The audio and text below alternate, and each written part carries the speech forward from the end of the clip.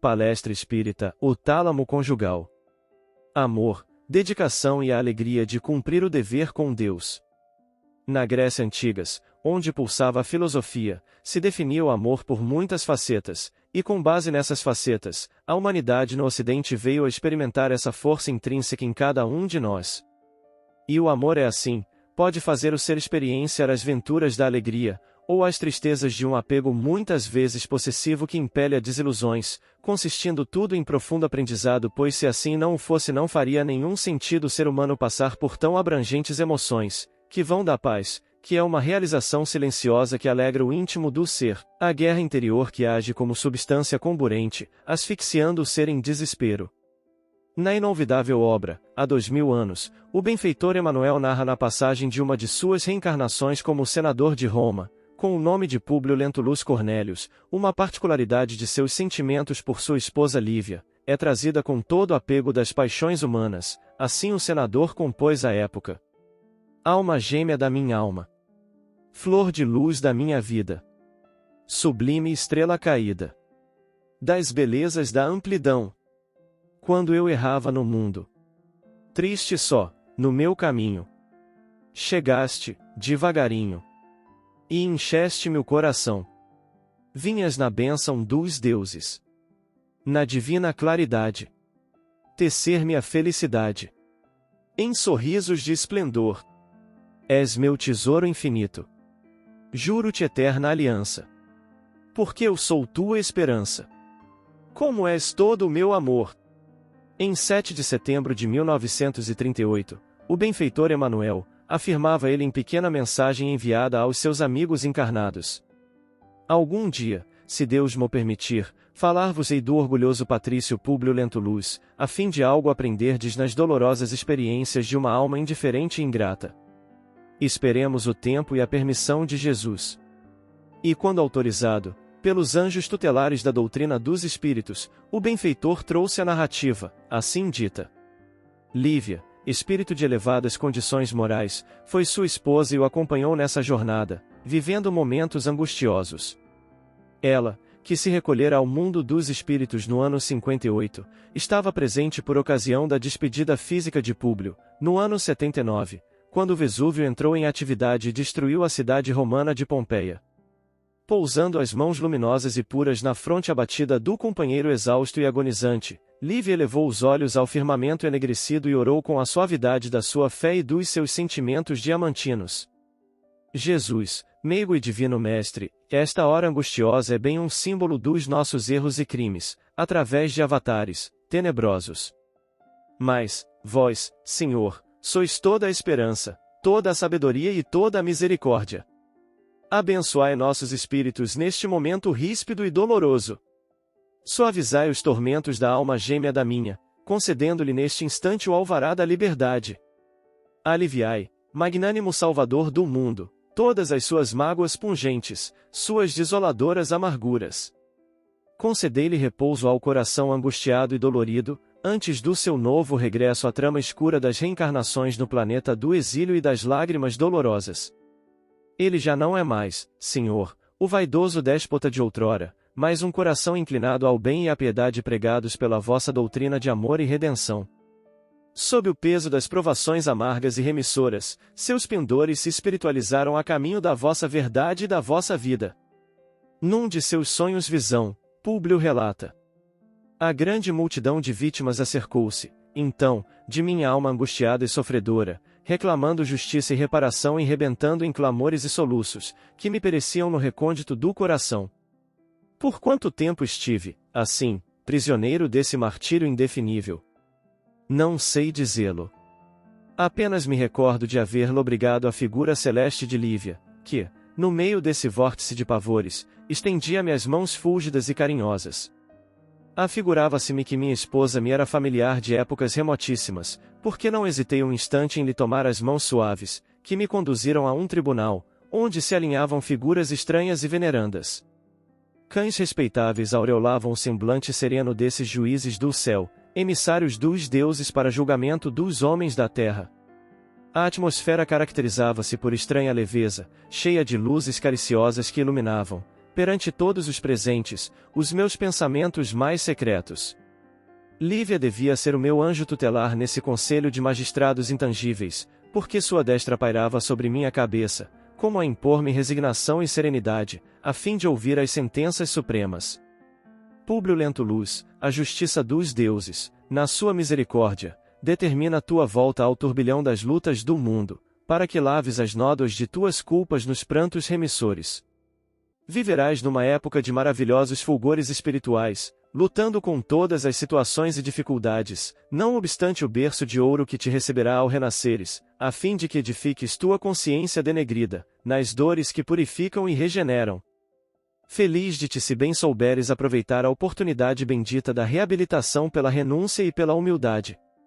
Determinou-se que sejas poderoso e rico, a fim de que, com o teu desprendimento dos caminhos humanos, no instante preciso, possas ser elemento valioso para os teus mentores espirituais.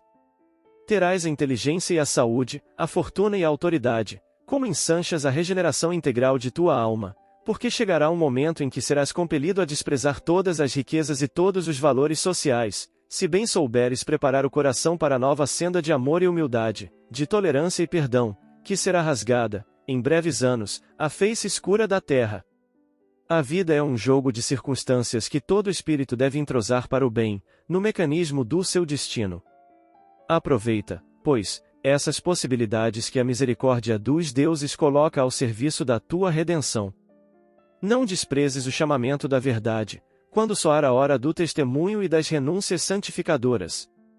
Lívia seguirá contigo pela via dolorosa do aperfeiçoamento, e nela encontrarás o braço amigo e protetor para os dias de provações ríspidas e acerbas. O essencial é a tua firmeza de ânimo no caminho escabroso, purificando tua fé e tuas obras, na reparação do passado delituoso e obscuro. E o espírito sincero de Lívia é orientada pela luz do mundo, nosso Senhor Jesus Cristo, em diálogo inesquecível. Filha, deixa que chorem os teus olhos as imperfeições da alma que o nosso Pai destinou para a gêmea da tua. Não esperes deste mundo mais que lágrimas e padecimentos, porque é na dor que os corações se dulcificam para o céu. Um momento chegará em que te sentirás no acume das aflições, mas não duvides da minha misericórdia, porque no momento oportuno, quando todos te desprezarem, eu te chamarei ao meu reino de divinas esperanças, onde poderás aguardar teu esposo, no curso incessante dos séculos. Jesus a Lívia. E Lívia, que se desprendia do corpo físico e das paixões do mundo, começa a compreender o valor do afeto divino entre as criaturas, dizendo de forma sentida ao emissário do amor que Deus, Pai de toda a criação, lhe conferia ao estar em paz na espiritualidade. Mensageiro do bem, as maravilhas do reino do Senhor teriam para mim uma nova beleza, se eu pudesse penetrar-lhes a excelsitude, em companhia do coração que é metade do meu, da alma gêmea da minha, que a sabedoria de Deus, em seus profundos e doces mistérios, destinou ao meu modo de ser, desde a aurora dos tempos. O espírito de Lívia ao anjo do Senhor. Em Lívia Lentulus, encontramos o amor na sua expressão mais fiel, no amor que se refere ao encontro de seres que se querem bem, no amor no plano da vida física que tem um toque de eros, mas que predomina o mais sublimado ágape, que se fundem, lealdade, respeito, cuidados, dedicação e carinho, agora em uma proposta também de afeto. Notemos a experiência narrada na obra Renuncia, pelo benfeitor Emanuel, sendo conversas de Célia para Cneio Lúcius. Quem poderá explicar esse mistério santo da vida? Dentro desse divino segredo do coração, basta, às vezes, um gesto, uma palavra, um olhar, para que o espírito se algeme a outro para sempre. Enlevada pela doce carícia de suas expressões e gestos de ternura, afigurava-se-me a alma gêmea do meu destino, reservada por Deus a me estimar e compreender, desde as vidas mais remotas. Para os que se amam pelos laços sacrossantos da alma, não existem preconceitos nem obstáculos, no espaço e no tempo. As almas gêmeas amam-se em curso de eternidade, confundindo-se na alternativa contingente dos elos do espírito. Aspiram a uma felicidade pura e imortal e só vivem felizes quando, integradas na união eterna e indissolúvel. Recebendo um enjeitadinho como teu irmão, sem te deixares conduzir por qualquer disposição particular, soubeste santificar, ainda mais, tua afeição por Ciro, no laço indissolúvel das almas gêmeas, a caminho das mais lúcidas conquistas espirituais na redenção suprema. E a narrativa inolvidável de Ciro a Célia. As almas gêmeas preferem chegar juntas às regiões sublimes da paz e da sabedoria. E o que dizer das narrativas de Alcione e Pollux? Nós que saímos juntos do mesmo sopro de vida, chegaremos juntos aos braços amoráveis do Eterno. Os que se amam fundem as almas no entendimento recíproco. Recorda as angustiosas experiências que tantas vezes empreendemos na terra, para a conquista de nossa perpétua união. Não temos sede de enganosas satisfações. Temos sede de Deus, Pollux. O infinito amor que nos transfunde as almas tem sua origem sagrada em sua misericórdia paternal. Quero-te eternamente, como sei que a união comigo é a tua sublime aspiração, e entretanto, seria justo encerrar nosso júbilo num círculo egoístico, tão somente. Amamo-nos para sempre, a eternidade nos santifica os destinos, mas o Pai está acima de nós. Entreguemo-nos ao seu amor, no santo trabalho de suas obras. Em suas mãos augustas, meu querido, palpita a luz que enche os abismos. Haverá maior glória que praticar-lhe a divina vontade, que se traduz em amor, dedicação e alegria? Somos dois corações numa só alma, sob os desígnios do Altíssimo. E essa frase precisa ser compreendida no seu simbolismo e não ao pé da letra. E os votos de esperança lançados solo do coração de Carlos por Alcione.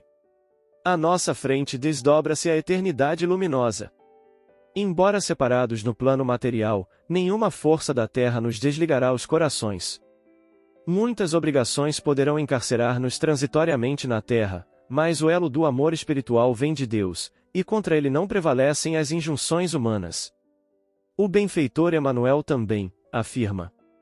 O Instituto do Casamento tem sido até agora um instrumento de lutas expiatórias para os espíritos faltosos e delinquentes diante das leis sociais e divinas. Todavia, temos a considerar que talvez 20% das uniões terrestres representam verdadeiros reencontros de almas gêmeas na face obscura e triste da Terra, e todos os consórcios do futuro serão realizados na pauta dos grandes sentimentos das almas.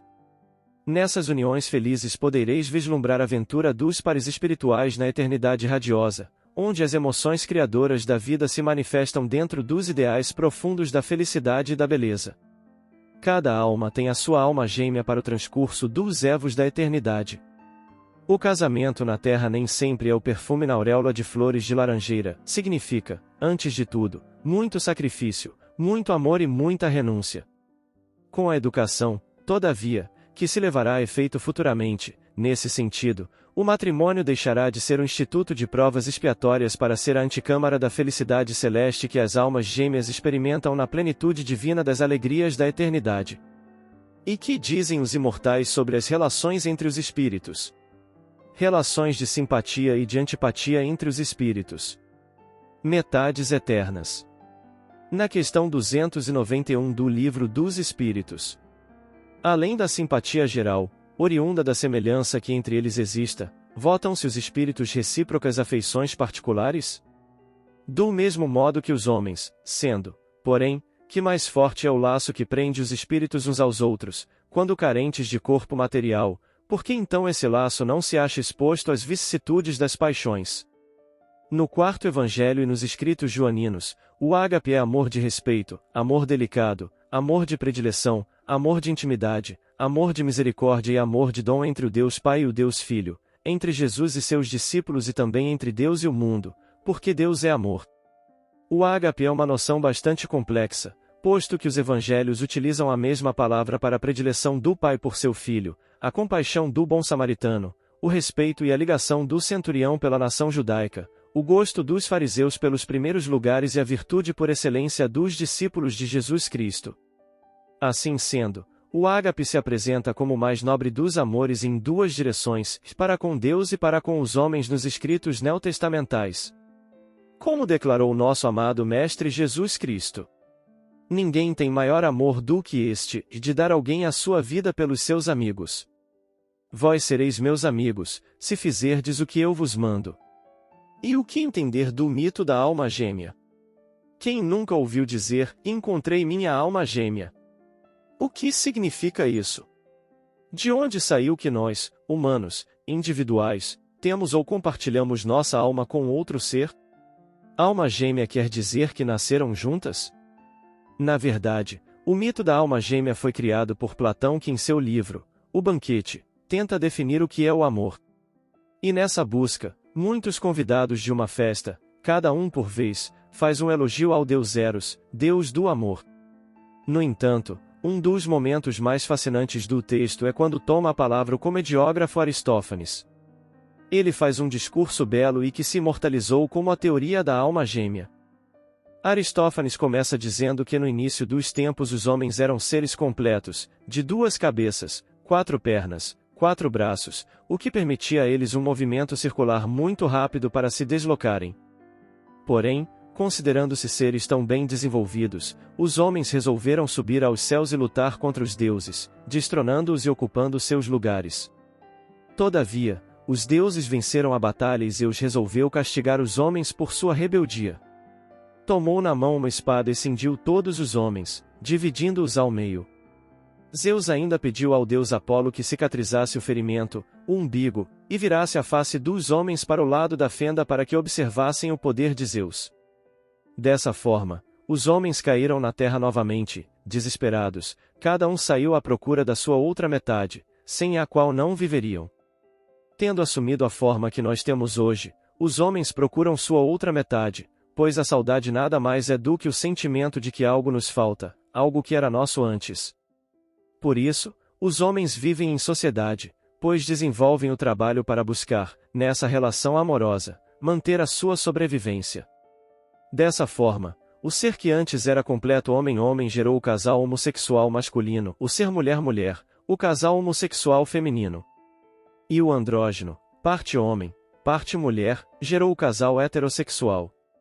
E a força que une a todos é o que nos protege, já que Zeus prometeu cingir novamente os homens, ficaríamos com uma perna e um braço só, se não cumpríssemos o que foi designado pela divindade. Vale notar que Platão vai utilizar uma linguagem poética e magética para poder refutar essa teoria, mas no fundo, a plasticidade do texto é que ficou na tradição como a obra mais bela que explica sobre o amor. Isso inspirou os movimentos românticos em todas as suas fases na modernidade. A verdade é que aqui nos reencontramos todos, em busca da reconciliação. Reconciliação com as leis divinas, que em jornadas multimilenárias estamos desacatando, gerando assim uma instabilidade na consciência do ser, que quando se arrepende, clama, implora por uma nova oportunidade de desfazer o mal cometido. Nesse ínterim o Deus bom, justo, porém misericordioso, atende à necessidade de cada um de seus amados filhos, concedendo-nos a bênção da reencarnação. E os seus trabalhadores, os engenheiros da vida maior, verificam as nossas necessidades de aprendizagem, ou em raríssimos casos como o que narramos na impressionante ação de Alcione que poderia se manter em Sírios, um paraíso espiritual se comparado ao planeta das lágrimas, a Terra, solicitou a oportunidade a auxiliar a Carlos, vindo assim em ação missionária. A maioria de nós ao reencarnar vem em ação de redenção, em busca do perdão e do auto-perdão, em desfazer as malsãs ações do passado em desalinho. Para isso, somos abrigados em uma família, ou somos gerados por uma mãe biológica, que nos concede o direito de viver. Crescemos e certamente nos envolvemos com muitas pessoas, amigos de infância, conhecidos em ações sociais, a sociedade como um todo.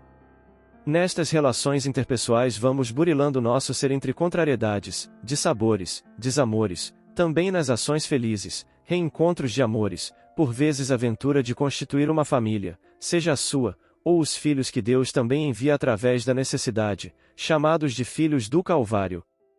Muitos seres reencontram assim nas mãos de irmãos e irmãs abnegados um processo de paz, acaba gerando um sentimento de gratidão, ainda que não declarada. Quem é assistido pela solidariedade que não humilha pois é discreta, transcende e transforma, o que era desespero em sementeira de amor. Com o passar de muitas reencarnações quantas modificações são notadas, e quando um de nós espíritos em redenção encontra o caminho de luz, sinalizado pelo nosso amado Mestre Jesus, é um estado de festa espiritual no mundo maior, pois enfim o bom filho a casa torna.